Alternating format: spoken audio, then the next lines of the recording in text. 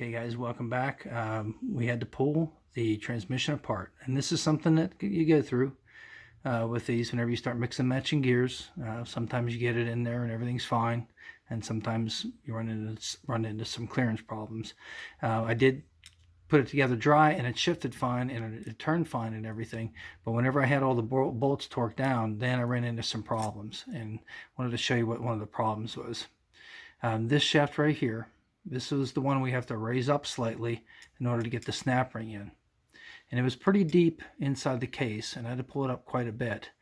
And whenever I pull it up, what happens is this gear right here, this is fourth gear, it starts to bind on these teeth right here, underneath here. Not these teeth, but these teeth right here. And it takes two hands for me to do it, but otherwise I'd show you. So our stack height is pretty good and everything up to here, but we need to raise this up slightly, very, very slightly. But we're only going to be able to raise it up about 0.010 of an inch, and that'll keep this gear from binding up with these teeth right here. This is your synchronizer ring right here, and this helps. This is your shifting collar. Whenever you shift it, it engages everything, engages this gear. And we're not going to use fourth gear, but it does have to idle. It can't bind up. And with this shaft raised up higher, these teeth are colliding here. So what we have to do is we have to pull this apart.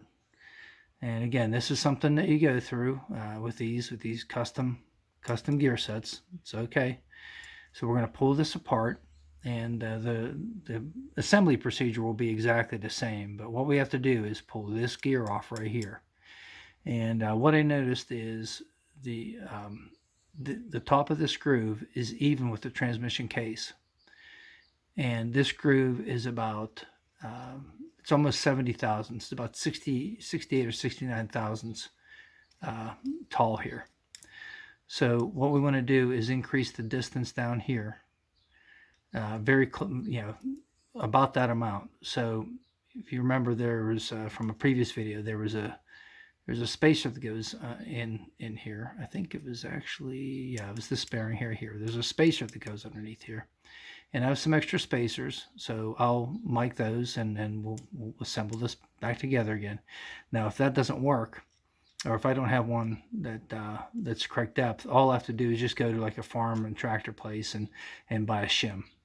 And I'll just make the shims, and then basically pull the bearing off, leave the spacer that's in there, drop the shim on, and then press the bearing back on. So that'll be real easy. So we're gonna raise this up about 65 thousandths of an inch, so that I just barely have to raise that up in order to get the snap ring in. And you can't see it, but down in here, you remember how we had to put the collar on. Let me see if I can get around here. Maybe you can't see it. I had to put the collar on for the bearing, and there's a little shim that goes underneath that collar right there. That can't be in contact with that bearing. That has to be raised up slightly, and just a little bit is all we need. We don't need much. And so we can't leave it. We can't go where this is just stacked solid. This has to be able to move just a few thousandths of an inch. I need to move this up just a little bit, but probably about 10 thousandths is all. And if we look up here, this gear is just slightly lower than that one, so we got to get it up to about there, and that's pretty good alignment. And that's not going to affect the shifting collars here. Like, I'm not raising it up so far that these start to engage here. So that's what we got to do. So I wanted to show you this.